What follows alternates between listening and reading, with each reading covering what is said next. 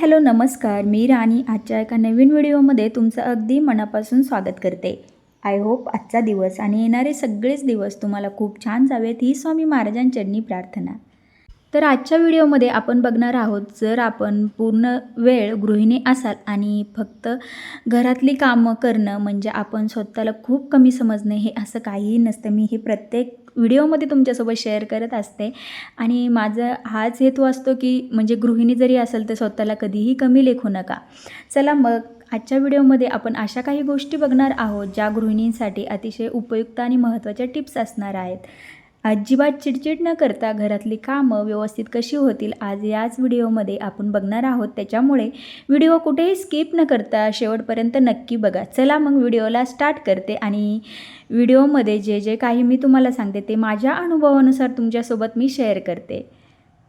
आपण रोज सकाळी उठतो आणि धावपळीत दिवस कधी सुरू झाला आणि कधी संपला हे आपल्याला समजतही नाही. जर तुम्ही पूर्ण वेळ गृहिणी असाल तर तुमचा संपूर्ण दिवस घरातल्या प्रत्येकाची आवडनिवड जपण्यात आणि घरासाठीच जातो. आणि जर तुम्ही नोकरी किंवा व्यवसाय करत असाल तरीही बाहेरची आणि घराची दुहेरी जबाबदारी सांभाळताना तुमची प्रचंड ओढाताण होते. रोजचे काम नीट होत असते, घरही अगदी सुरळीत चाललेले असते, पण यात महिने आणि वर्ष निघून जातात. आपण घरातल्या प्रत्येकासाठी त्यांच्या प्रत्येक छोट्या मोठ्या गरजेंसाठी 24 आवर्स तर उपलब्ध असतो, पण जेव्हा स्वतःसाठी मात्र अवघा अर्धा तासही काढायचा म्हटला तरीही मनात एक प्रकारची अपराधी भावना म्हणजे गिल्ट निर्माण होतो की माझं काम सोडून स्वतःवर वेळ का घालवतीये. दिवसभर मशीनसारखी कामे करून आपण फक्त शरीराने नाही तर मनाने सुद्धा पूर्णपणे थकून जातो. बाहेरून बघताना जगाला असे वाटते की आपण खूप हसतमुख आणि सगळ्या गोष्टी सांभाळत आहोत, पण आतून कुठेतरी स्वतःला पूर्णपणे हरवल्यासारखे वाटते, एक पोकळी जाणवते. जर तुमच्या बाबतीतही अगदी असं घडत असेल, तुम्हालाही हा मानसिक थकवा जाणत असेल तर आजचा व्हिडिओ खास तुमच्यासाठी. आपण अशा अत्यंत प्रॅक्टिकल आणि रिअलिस्टिक उपायांबद्दल बोलणार आहोत ज्याच्या मदतीने तुम्ही कोणतीही चिडचिड न करता शांत डोक्याने संपूर्ण घरही हँडल कराल आणि या सगळ्यात स्वतःचे अस्तित्व, स्वतःचा आनंदही अगदी अभिमानाने जपाल.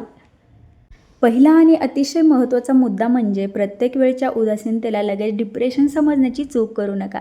आपण माणूस आहोत, एखादी मशीन नाही. त्याच्यामुळे कधीतरी 2-4 दिवस किंवा एखादा आठवडा उदास वाटणे, थकवा जाणवणे आणि काहीच करावेसे न वाटणे हे एक आपण माणूस आहोत. त्याच्यामुळे हे सारे मूड स्विंग्स आपल्यामध्ये होत असतात. म्हणजे कसं असतं, आपण लगेच डिप्रेशनसारख्या एखादं मोठं गंभीर किंवा स्वतःला म्हणतो की मी फार तणावाखाली येते आणि मग मी याच गोष्टींमुळं माझी परिस्थिती बदलते किंवा घरातली धावपळ थोडी कमी झाली किंवा एखादी अनपेक्षित चांगली गोष्ट घडली किंवा ही उदास आपोआप दूर निघून जातो, पुन्हा उत्साही होतो. त्यामुळे 2 दिवसांच्या सुस्तपणाला आजार समजू नका, परंतु इथे एक फरक समजून घेणे फार गरजेचे आहे. जर हीच उदास आणि नकारात्मक भावना सलग 2 महिन्यांपेक्षा जास्त काळ तशीच टिकून राहिली, रोजच्या आवडीच्या गोष्टींमध्ये किंवा कशातच अजिबात रस उरला नाही, तर मात्र घरात स्वतःहून तर्क न लावता किंवा अंदाज न बांधता डॉक्टरांचा किंवा तज्ज्ञांचा सल्ला घ्यावाच लागतो. ते आपल्या मानसिक दृष्टीच्या योग्याने अजिबात चांगलं नसतं. म्हणून स्वतःला जपण्याची पहिली पायरी आहे. दुसरा महत्त्वाचा मुद्दा म्हणजे स्वतःचे खरे मित्र बनवा आणि तुमच्या भावना न समजणाऱ्या लोकांपासून थोडे अंतर ठेवायला शिका.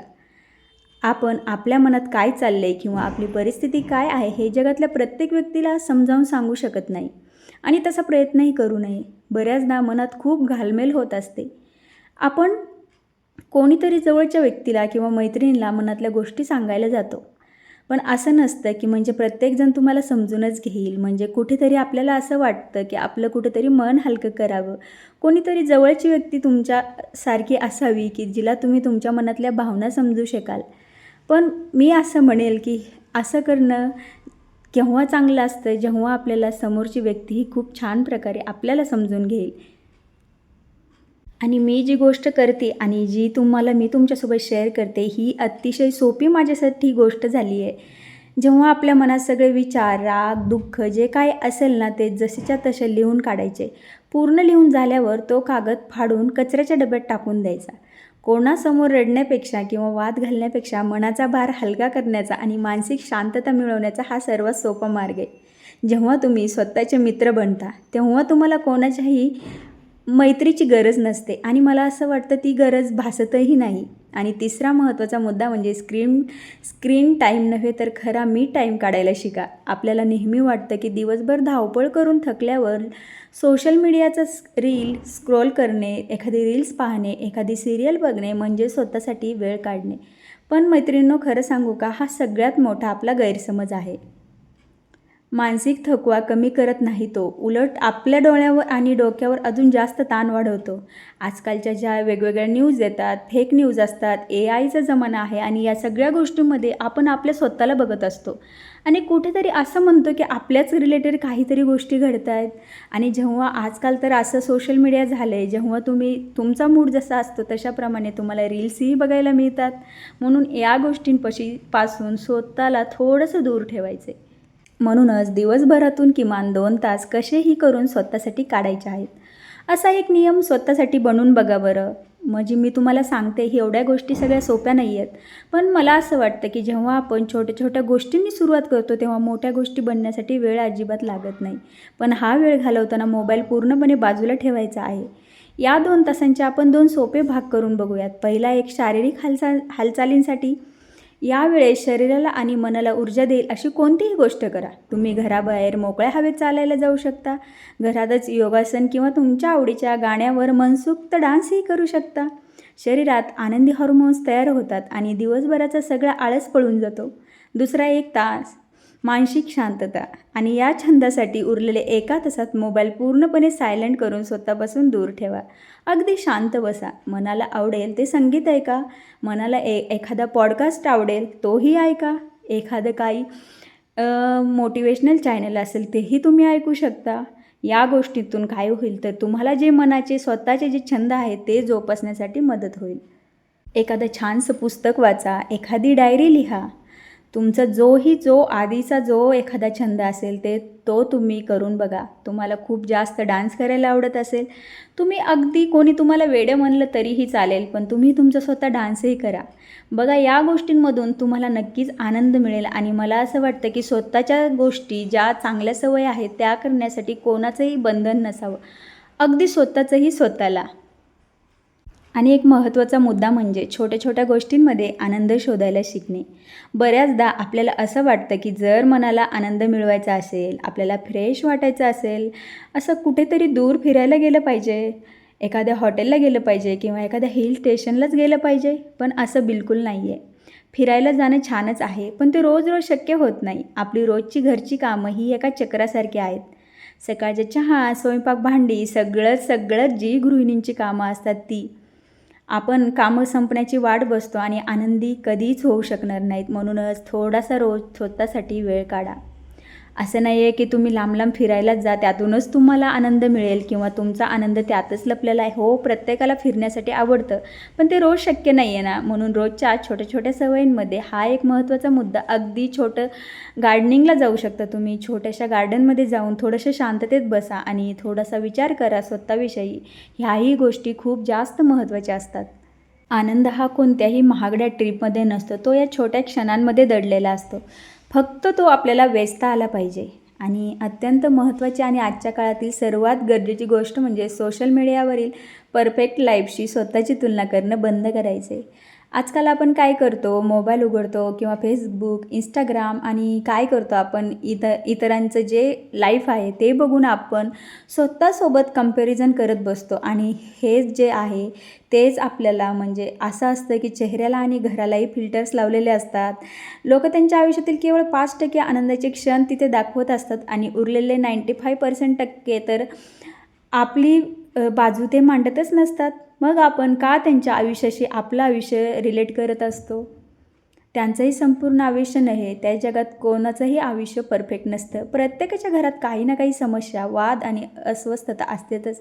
त्यामुळे सोशल मीडियावरील ही खोटी चकाकी पाहून आपल्याला असं दुसऱ्यांशी लाईफशी आपण अजिबात रिलेट करायचं नाही. जे आपलं लाईफ आहे ते आपण शांत आणि मनसोक्तपणे जगलो तर तोच खरा आपल्या जीवनाचा आनंद ठरतो. जेव्हा तुम्ही अशा प्रकारच्या तुलना करायच्या थांबवाल तेव्हा तुमचं जग, तुमचं कुटुंब किती सुंदर आहे त्यात समाधान माना. कारण सोशल मीडिया फक्त आभासी जग आहे, वास्तव्य नाही. मी म्हणणार नाही आहे की म्हणजे स्वतःच असं नाही म्हणणार की म्हणजे सगळ्याच गोष्टी खूप खोट्या असतात किंवा काही असं नाही म्हणणार मी बिलकुल. खूप साऱ्या गोष्टी असतात त्याच्यामागचं आपल्याला रिझन माहिती नसतं, म्हणूनच त्याच्याशी रिलेट करू नका असं माझं म्हणणं तुम्हाला आहे. जेव्हा तुम्ही स्वतः ज्या चांगल्या गोष्टी करत असाल तेव्हा त्या चांगल्या गोष्टीचा अभिमान बाळगायला शिकाल ना, तेव्हा तुमच्याबद्दल कोण काय म्हणते याने तुम्हाला काहीच फरक पडणार नाही. तुम्ही घरात आहात म्हणून हे घर सुरक्षित आणि सुंदर असतं. आत्मविश्वास मनात नेहमी जागता ठेवा आणि म्हणजेच घरच्यांकडून किंवा इतरांकडून कौतुकाची अपेक्षा ठेवणं पूर्णपणे बंद करा. सगळीच लोकं आपली नसतात आणि सगळ्यांना आपण जे आपलं समजतो तीही आपली नसतात. प्रत्येक माणूसही तुमच्यासाठी योग्य असेलच असंही नसतं. प्रत्येक जणाची बाजू खूप वेगवेगळी असू शकते. म्हणूनच प्रत्येकाकडून अपेक्षा करणं हे सगळ्यात पहिलं बंद करा. म्हणजे मी असं केलं तर मी त्याच्यासाठी खूप काही चांगलं केलं तर तो माझ्यासाठी मी खूप त्याच्यासाठी चांगलं आहे असं काहीतरी ठरवेल या अपेक्षात कधीही राहू नका. आणि सगळ्यात महत्त्वाची गोष्ट म्हणजे नेहमी स्वतःमध्ये ग्रोथ माइंडसेट म्हणजे सतत शिकण्याची आणि प्रगती करण्याची वृत्ती ठेवा. आपण फक्त घरात आहोत किंवा काही जॉब वगैरे करत नाही, आपण जगाच्या खूप मागे पडलो आहोत हा विचार सगळ्यात आधी मनातून काढून टाकायचा आहे. हे डिजिटल युग आहे. आजकाल इंटरनेट आणि मोबाईलच्या माध्यमातून आपण घरातही बसून हजारो गोष्टी आहेत ज्या करू शकतो. आणि मला असं वाटतं ह्याच व्हिडिओमधून आपल्याला असं गृहिणींना खूप जास्त मोटिवेशन मिळत असतं. आणि शिकून स्वतःला नेहमी अपग्रेड करत राहिलं तर मला असं वाटतं आपला बौद्धिक विकास होण्यापासून कोणीही आपल्याला मागे खेचू शकत नाही. जेव्हा आपला स्वतःवरती खूप जास्त महत्त्वपूर्ण विश्वास असतो मला असं वाटतं, तेव्हा आपण कधीच स्वतःच्या निर्णयावर नेहमी ठाम राहायला शिकतो. तेव्हा म्हणूनच अशा गोष्टी व्यवस्थित प्रत्येक गृहिणीने स्वतःसाठीही करायला पाहिजेत आणि कुटुंबासाठी तर ती सतत धडपडतच असते आणि मला असं वाटतं जे प्रत्येक गृहिणी मनापासून अगदी करतच असते. आणि दुसऱ्यांच्या आयुष्याची गती पाहून स्वतःच्या सुखी आणि समाधानी आयुष्याला नावं ठेवू नका. तुम्ही जो निर्णय घेतला आहे, जर तुमचे कुटुंब सुखी असेल तोच तुमचा सर्वोत्तम निर्णय आहे. आणि मला असं वाटतं आदर्श बनण्याचा हट्ट आता पूर्णपणे आपण सोडून द्यायला हवा. आणि चला मग याच व्हिडिओच्या माध्यमातून मला तुमच्यासोबत या गोष्टी शेअर करायच्या होत्या. व्हिडिओ आवडल्यास लाईक, शेअर आणि कमेंट करा आणि हो, चॅनलला नक्की सबस्क्राईब करा. भेटूया नेक्स्ट व्हिडिओमध्ये. तोपर्यंत बाय. तुमची काळजी घ्या.